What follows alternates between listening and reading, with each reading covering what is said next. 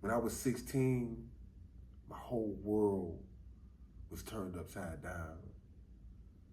I made one of the most horrific decisions in my life, and it cost me.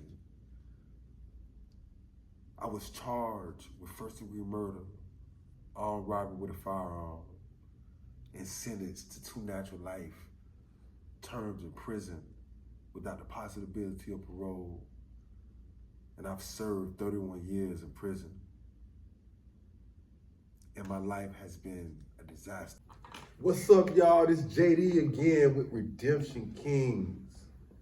Today, the last time that I was on proper, I told y'all, my audience, that it was going to come a time when I was going to have to give y'all my truth. And I believe today is that day.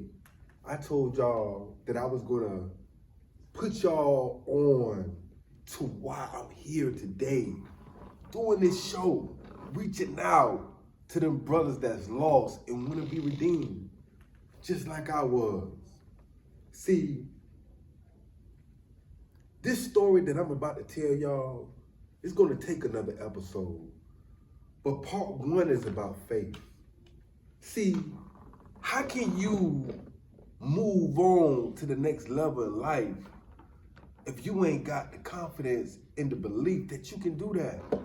See, sometimes life will break you down and it'll make you not believe in yourself because of the small failures that you haven't got by or passed. See, I was one of those. See, in prison, on my journey of change, when I was getting money, when I was chasing these females, when I had to be in the center of things, that journey and the things that I went through and the stories that I'm about to share with you all, you understand me, was a part of me understanding my purpose and who I am. See, I believe that every man in this life is going to go through some things. It's going to be some trying times. It's going to be some decisions that you make that you're going to have to face. See, I made a decision, y'all. I made the bad decision. And I chose a life of crime instead of a life of truth. I chose to follow behind those who I believe was, more important than even my own family. And I don't knock them because I made that choice. You know what I'm saying? I gave up my rights as a man. And in the end, someone died. And it landed me in prison for 2 natural life sentences and 31 years served. In the midst of my struggles, I made up my mind that I wasn't going to struggle no more. And I'm not talking about the physical.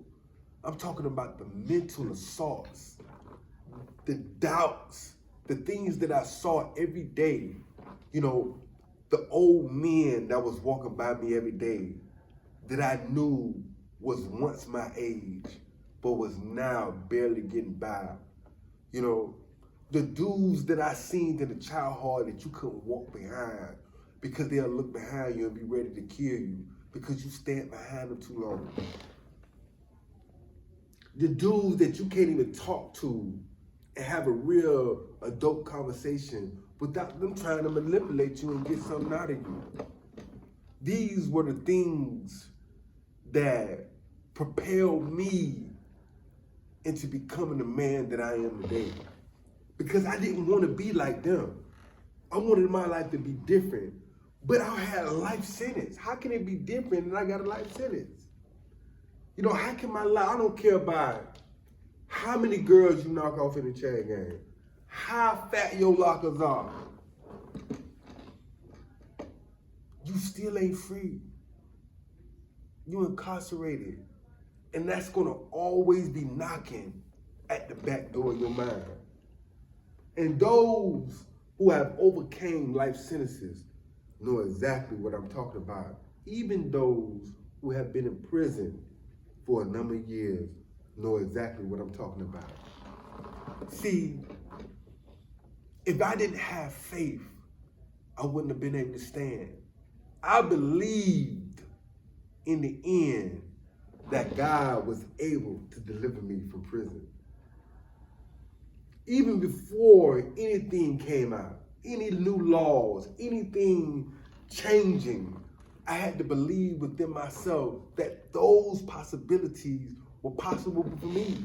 Even though what I saw every day, my reality, waking up in the chain gang, going to the child hall in the morning, getting shook down, and watching these people take sugar and salt, even my own ketchup out my pocket and throw it on the sidewalk. Yeah, that happened every day. But that was my reality. But even when that was my reality, I believed by faith against my reality that one day my situation was going to change. And it did. But it did in the worst hours of my life. It did at a time when I was ready to give up.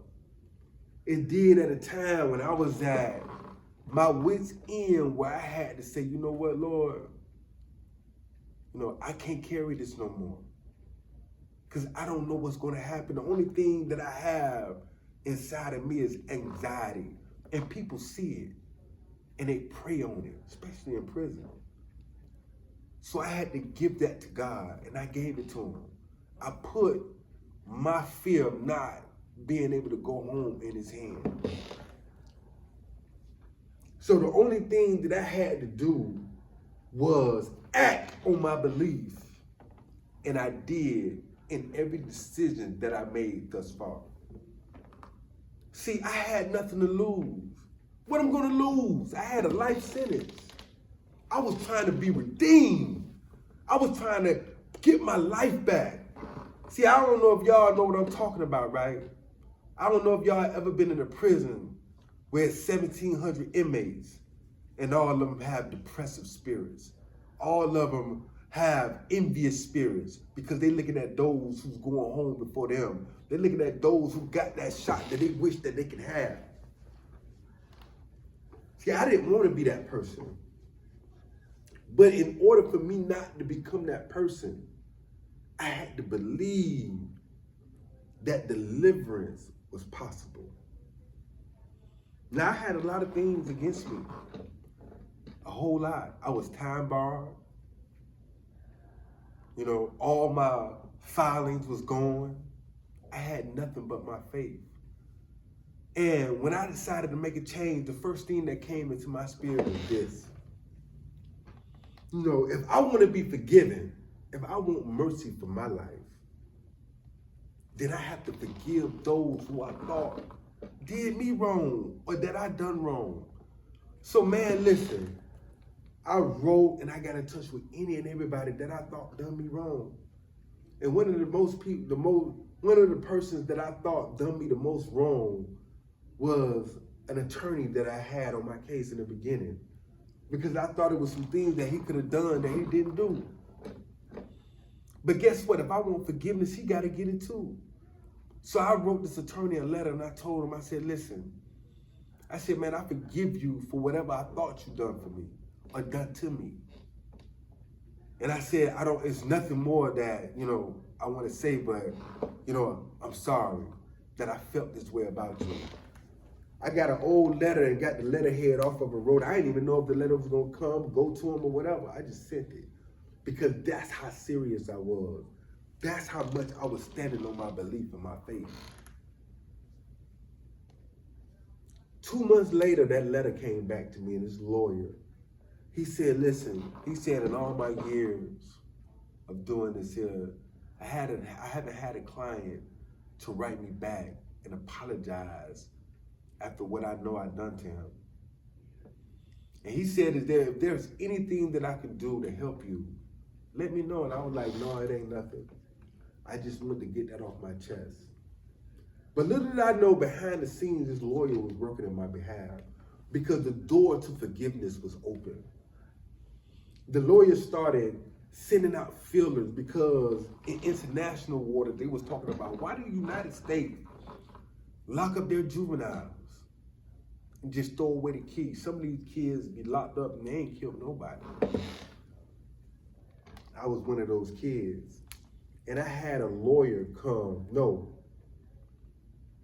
a journalist come. Her name was Demetha Luther. She came and she interviewed me about my case. She seen that I wasn't the same 16-year-old that I was. She seen that I had changed. I was different. I was no longer the same. And when she seen that, she understood that, though as a child, I thought as a child, now that I'm a man, I done moved on to bigger things.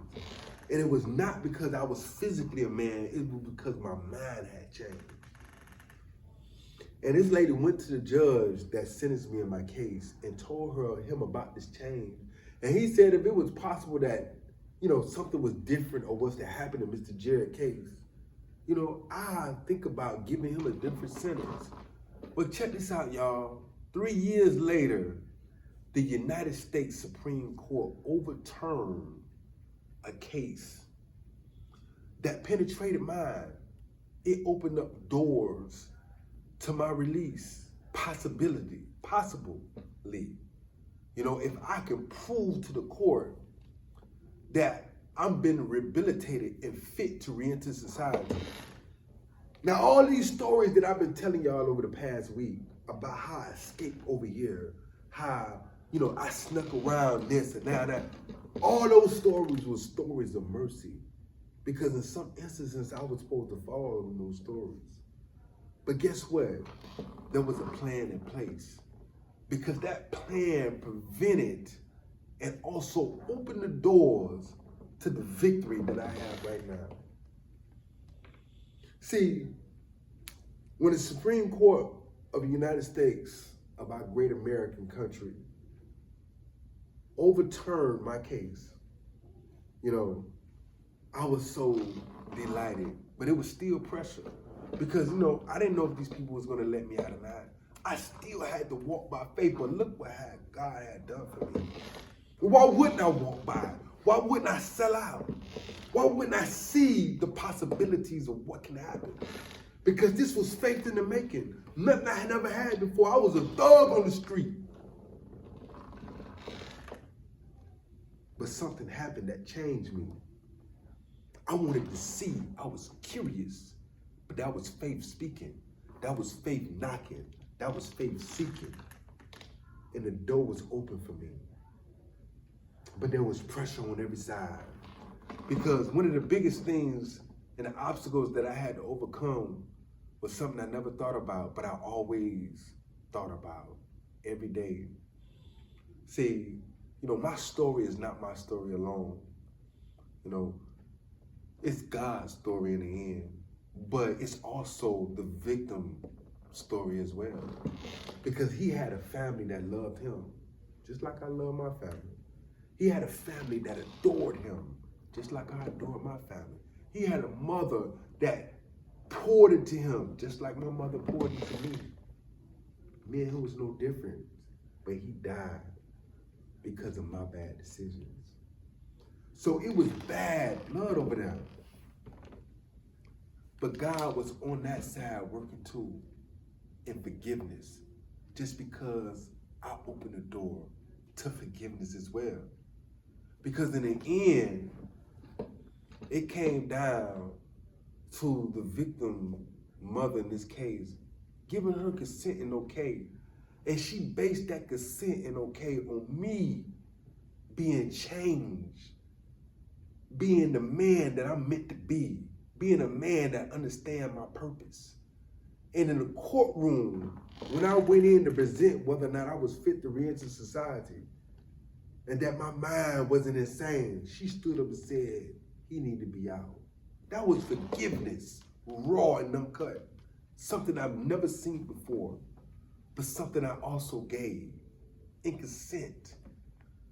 You know, see, when you change, things change. When you think differently, you do differently. This doesn't change. This is a jewel.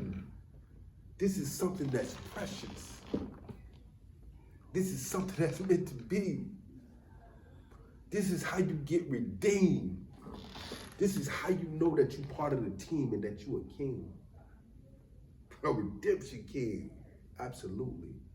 I was redeemed with a purpose to come out here and give this news of faith to you.